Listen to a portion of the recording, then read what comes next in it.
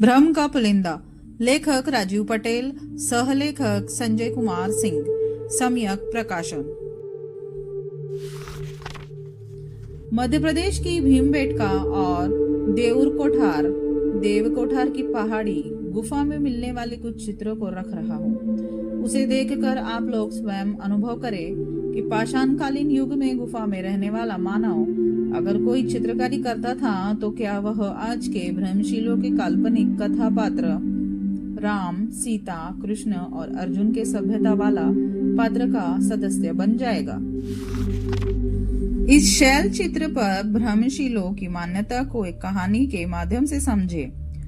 एक बहुत ही न्यायप्रिय प्रतापी राजा हुआ करते थे। उनके दरबार में जब किसी भी प्रकार का जटिल विवाद आता था तो उसे वे अपने अनुभव से चुटकी बजाकर सुलझा देते थे। एक समय की बात है कि राजा के दरबार में 4 व्यक्तियों ने एक गोलाकार पत्थर पर अपना अपना आधिपत्य जताते हुए राज दरबार में प्रवेश किया और दरबार में राजा से आग्रह किया कि महाराज हमारे विवाद को सुलझाए। आखिर इस पत्थर पर किसका अधिकार होना चाहिए। राजा ने पहले उस पत्थर को बहुत ही गौर से देखा, लेकिन उस पर कहीं भी किसी लिपि में कुछ लिखा हुआ नहीं मिल रहा था और न ही उस पत्थर का कोई खास स्वरूप ही बना था जिससे फैसला करने में कोई सहारा मिलता। राजा थोड़ा चिंतित हुआ, फिर भी समस्या को सुलझाने में तल्लीन था, क्योंकि राजा अपने न्यायप्रिय होने वाली उपाधि को खोना नहीं चाहता था। तभी राजा के दिमाग में एक बात कौंधी कि क्यों नहीं इन सबों के अंदर व्याप्त वैचारिक ज्ञान के लगाव क्षेत्र की जानकारी ली जाए। इस नाते राजा ने सभी का परिचय पूछा। चारों फरियादी ने बारी बारी से अपना परिचय बताने का क्रम शुरू किया, जिसमें पहले ने अपने आप को सुनार बताया, तो दूसरे ने अपने को सुतार, लकड़ी का मिस्त्री, तीसरे ने शिल्पकार और चौथे ने कथाकार के रूप में अपना परिचय दिया। अब राजा को सारा माजरा समझ में आने लगा कि यह चारों व्यक्तियों को पत्थर के वारिस बनने का झगड़ा नहीं है, बल्कि चारों के अंदर अपनी अपनी वैचारिक आसक्ति की वजह से पत्थर के स्वरूप पर अपना अधिकार जमाने की लड़ाई है। इसी वजह से सुनार सोच रहा है कि यह पत्थर सोना की कसौटी है। सुतार सोच रहा है कि यह पत्थर मेरे औजार को धार देने वाला सिलवट्टा है। तो शिल्पकार सोच रहा होगा कि यह पत्थर जिस पदार्थ से बना है उससे मेरी मूर्ति का निर्माण बेहतर होगा। और कथाकार समझ रहा है कि यह पत्थर नहीं बल्कि यह मेरे कथा वाले पात्र शालीग्राम महादेव जी हैं। राजा ने सारे माजरे को भांपते हुए दरबार में तुरंत एक हाथी और 4 अंधे व्यक्तियों को उपस्थित करने का आदेश दिया। राजा के आदेश अनुसार हाथी और 4 अंधे व्यक्तियों को दरबार में प्रस्तुत किया गया। अब राजा ने दरबार में पूर्व वाले पत्थर के विवाद को सुलझाने हेतु हाथी को दरबार में बीचों बीच बंधवा दिया। अब उन 4 अंधे व्यक्तियों से राजा पूछता है कि आप लोग बताओ कि दरबार के बीच में क्या रखा है। चारों अंधे व्यक्ति बारी बारी से बीच में बंधे हाथी के पास जाने की तैयारी करने लगते हैं ताकि राजा को बता सके कि दरबार में क्या रखा है। पहले वाला अंधा व्यक्ति हाथी को स्पर्श करता है, लेकिन संयोग से उसे हाथी के अंग पैर का स्पर्श होता है। वह पैर को भली प्रकार से टटोलकर आश्वस्त होता है और अंत में राजा को बताता है कि महाराज यह कोई पेड़ का तना लग रहा है। अब दूसरे अंधे ने भी उसी प्रकार हाथी का अंग स्पर्श किया, लेकिन संयोग से उसको हाथी का सूंड पकड़ में आ जाता है।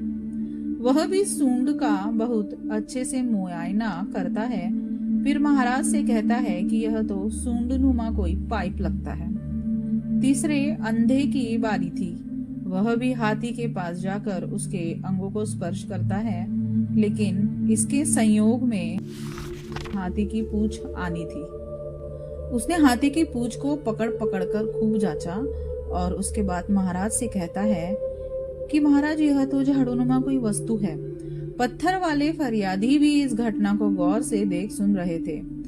अब अंत में चौथे अंधे व्यक्ति को बताना था। वह बहुत ही असमंजस में था कि मेरे पहले 3 अंधे लोग गए और तीनों ने 3 प्रकार का उत्तर दिया। मेरा उत्तर क्या होगा? डरते डरते वह भी हाथी के पास गया और हाथी के अंगों को स्पर्श करने लगा, लेकिन संयोग से उसे हाथी का दांत पकड़ में आ गया। उसने हाथी के दांत को बहुत भली प्रकार से जांचने के बाद राजा को बताया कि महाराज, यह तो बहुत ही चिकना सा कोई खूंटा लगता है। एक हाथी को टटल को 4 अंधे व्यक्तियों द्वारा 4 अलग अलग प्रकार के उत्तर बताए जाने पर दरबार में सभी लोग आश्चर्यचकित थे। तभी राजा ने कहा कि आप लोगों के सामने दरबार में ये जो 4 आंख के अंधे आए और आप लोगों के सामने साकार हाथी को स्पर्श करते हुए चारों ने जिस प्रकार से सच्चाई से अलग अलग होना सुनिश्चित किया है, उसी प्रकार आप लोग भी इन्हीं चारों व्यक्तियों के जैसा अपने विवेक रूपी ज्ञान के अंधे होने की वजह से एक पत्थर को अपनी अंधी अनुभूति द्वारा अलग अलग बता रहे हैं, जबकि यह सच्चाई से कोसों दूर है। वस्तुतः जिस प्रकार से वह हाथी था, उसी प्रकार से यह भी किसी नदी का एक पत्थर है। अब तो आप लोग इस कहानी द्वारा समझ गए होंगे कि यह शैल चित्र भी पाषाण काल के रहे किसी कलाकार की अनुभूति की परिकल्पना मात्र है। इसका आज की मान्यता से कोई लेना देना नहीं है। ऐसे तो पाषाण सभ्यता की खोज अंग्रेजी सरकार द्वारा की गई है। अंग्रेजों के आने से पहले भारत के तथाकथित भ्रमिक ज्ञानी मनीषियों में किसी को भी पाषाण काल जैसी कोई सभ्यता की जानकारी नहीं थी। उसके पूर्व तो तथाकथित भ्रमिक ज्ञानियों ने अपने ग्रंथों के माध्यम से करोड़ों वर्ष पूर्व की सभ्यता का नाम सतयुग और द्वापर रखा था, जिसमें काफी विकसित संस्कृति और उड़न खटोला से चलने वाले लोगों का वर्णन है। भ्रमिक ज्ञानियों, तुम्हारे पूर्वजों के पास तो आग्नेयास्त्र, मिसाइल, संहारक चक्र, विशाल गदा से लैस सभ्यता वाले लोगों का वर्णन है। फिर वैसी संस्कृति की जगह पर गुफा में रहने वाली पाषाण सभ्यता का मिलान कैसे कर रहे हो?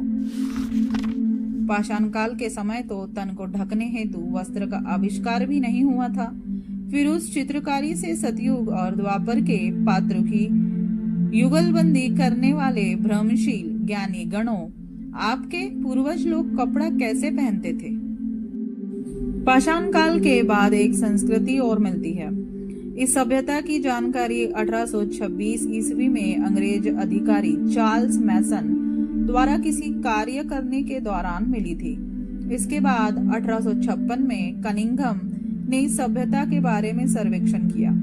इस सभ्यता को लोग सिंधु घाटी सभ्यता के नाम से जानते हैं। सिंधु घाटी सभ्यता की विस्तार से खुदाई 1921 में शुरू हुई। सिंधु घाटी सभ्यता का क्षेत्र बहुत ही व्यापक था।